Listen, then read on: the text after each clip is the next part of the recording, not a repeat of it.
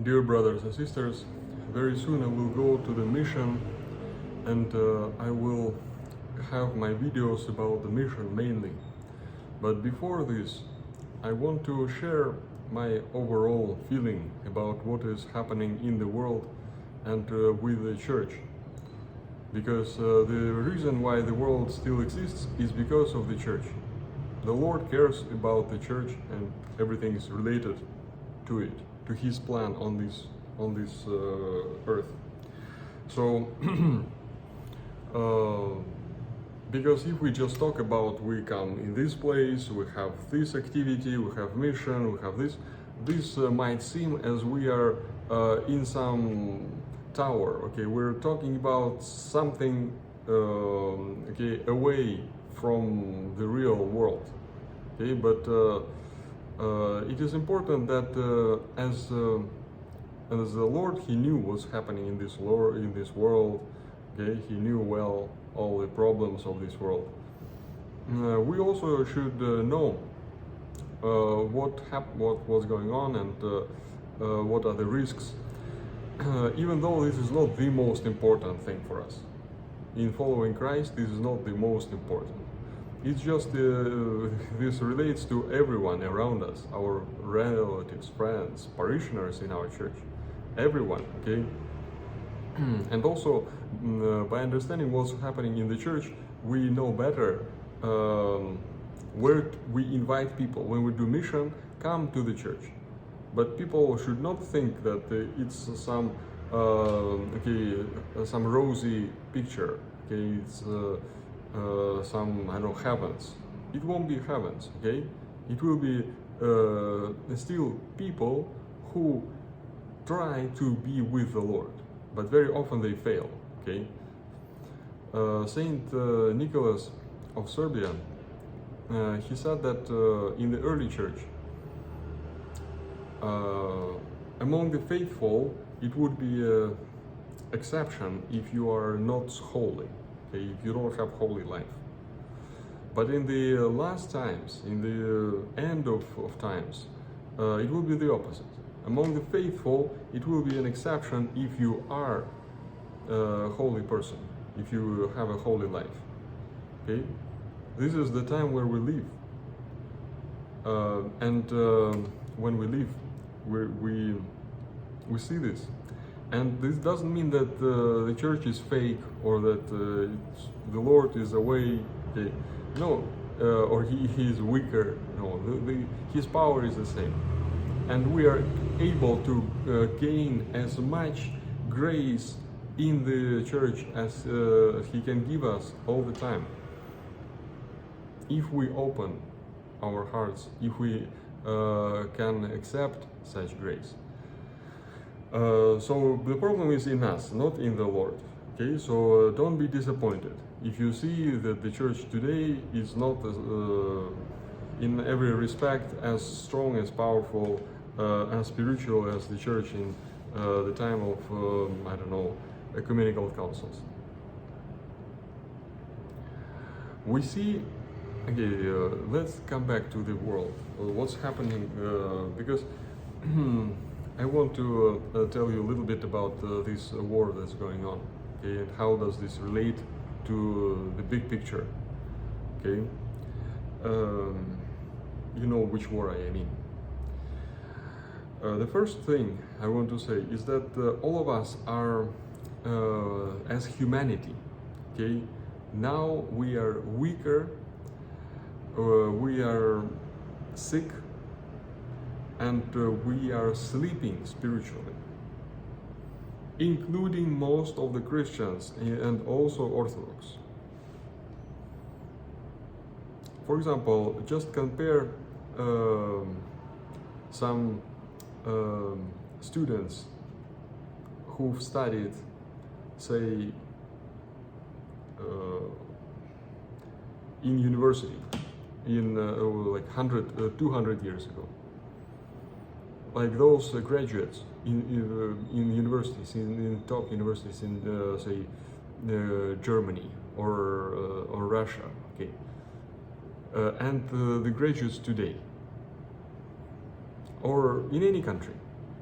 you'll see that they know 10 times, 100 times more than the people who graduate now.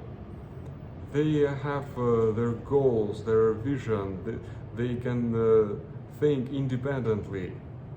But now what? It's just a bunch of teenagers who cannot do much, except maybe very few who are super outstanding, but even they are weaker in the way they live, in the way they behave, in many ways. Why we don't have great philosophers now? We don't have great composers, Mozart, Bach. Where are they? We even look at politicians today and 70 years ago. Compare Johnson and Churchill, or US presidents, or anyone, okay? We see that it's all going down like that. It becomes just a joke, okay? And even among younger people, we see that they are unable to study, unable to do things, they depend all on their parents, and moral values also go down, okay? So in many ways, we can see that now the times are not good, okay, in terms of just the strength, what people can do, what they're capable of doing, okay, their moral levels, their intellectual power, their independence, okay. Everybody wants just to think what they are told in the news or in the social media where they sit, okay. Manipulation, much easier now. Okay, so we can also compare in the church. Okay, we have the time of the Holy Fathers, and that was till 7th, 8th century, and then it's over. Okay, then we have some outstanding theological thinkers, but it's still not as bright as it used to be during the time of the Holy Fathers. Why is that? Well, different epochs. There wasn't one epoch, there's another one, and it's sort of getting weaker, okay? Sort of getting weaker. Even strong theologians, we don't have many right now, like outstanding theologians, not like even 50 years ago. So, in many ways, the church is also getting weaker. The level of the priesthood, the level of the bishops, it's all getting somewhat weaker, okay? And eventually the testimony about Christ is becoming weaker. But I don't want to be that pessimistic, okay? We understand the great big tendencies, what's going on in terms of tendencies. But we also can see that in every generation there are saints. There are people who are outstanding, who become saints in whatever environment they are, in whatever country they are. It's Orthodox country, it's pagan country, it's Muslim country, but if they are Orthodox, they can become saints. And we have many of those.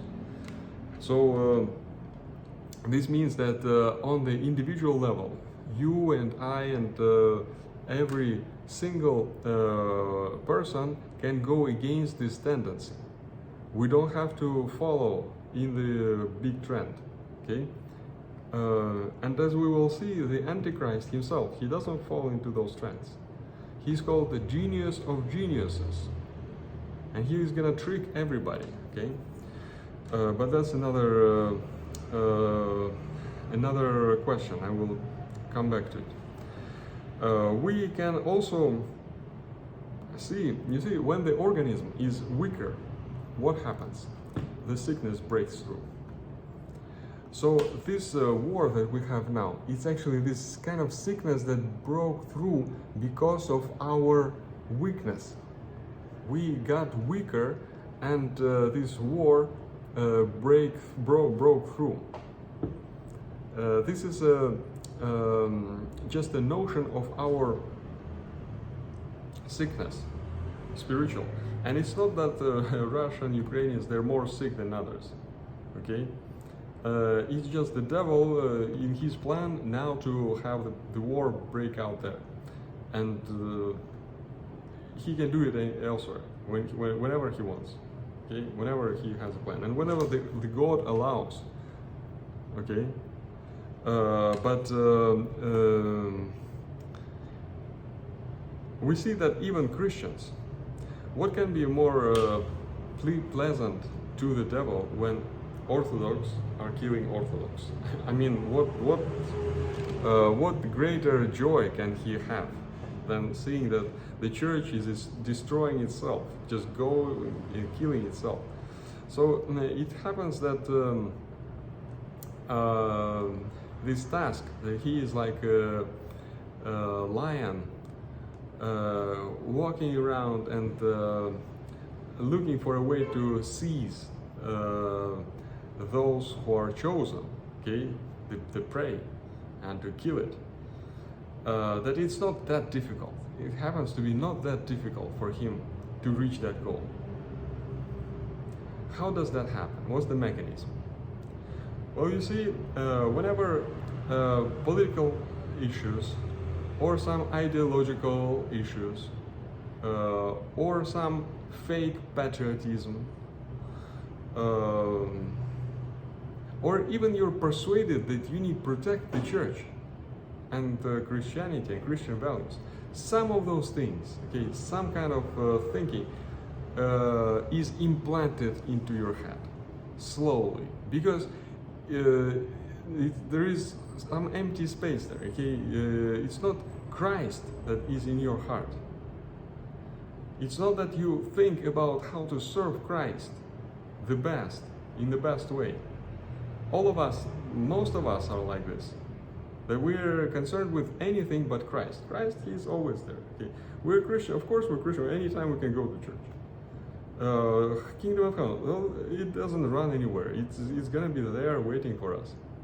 But now we do this, we have goals, career, these interests, and we as Orthodox also get immersed in these worldly concerns, and then this logic of this world is guided in such a way that at some point somebody gives us the machine gun and says, okay, now you go and you need to kill that because he's a bad guy. And what? And you have no choice already. Why? Because you were asleep for all this time, spiritually. And this is why we have these things happen. Because myself, I've been to this war, okay, when it began. In 2014, 15, 16, I've been there many times. So it's not from the news that I'm telling you this, from somebody else's stories. I've been there, I know what it is. I saw, it's a big lie on both sides. And while people go and kill each other, somebody behind the scenes is happy, he's super glad that this is going on. And he's willing to have it as long as needed, okay?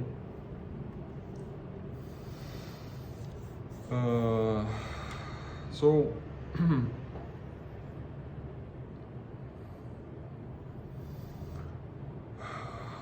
what kind of examples? We have plenty of examples. We have plenty of examples beginning from the Old Testament, that people were sleeping, and then eventually they worship Baal, and then the grace of the Lord is departing, and then comes the Babylonians, and they kill and they destroy the temple and put everybody to slaves. Okay, only just some prophets, they're still crying and saying, guys, you need to repent.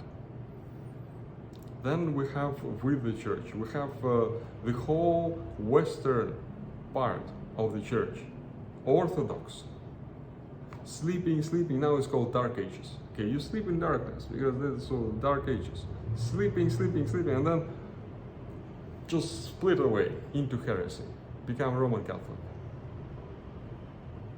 Then we have Orthodox back in Russia. Orthodox, sleeping in the 16th century. And then we have the big schism in the 17th century. Also great stress for the church. Many people split away, the church becomes weaker and more embraced with the government, more controlled by the government. Then we have also sleeping. Then Napoleon comes, and we have another big hit. Then we have all the 19th century also sleeping, and eventually we have this Bolshevik revolution and all these communists, Marxists, socialists. They destroy the faith, they almost destroy the church. Also as a result of this sleeping. Then we have this sleeping during the 20th century with sleep, and then the devil divides Russians and Ukrainians. And this is also the origin of this war. And also then perestroika that opens all the churches, everybody falls asleep and only builds these churches, and then eventually the doctrine of consumerism.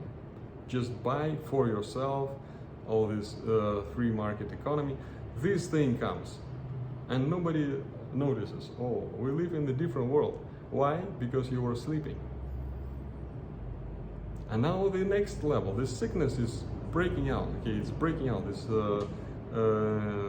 it's the sickness of Antichrist. Okay, apostasy.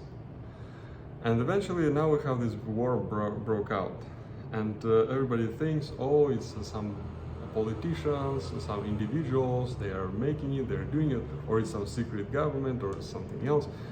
The great problem is not that all of a sudden we will have somebody come and stamp our head and say, okay, now worship Antichrist, and we don't notice it. No, we don't notice big things, which I have listed just now. Okay, the whole world falls into these traps, spiritual traps, because of this sleep. And same with other nations. Okay, we have Greek Orthodox, Greeks who are Orthodox, also sleeping. 20th century comes this American postmodernism, post-Christianity, and now nobody goes to church.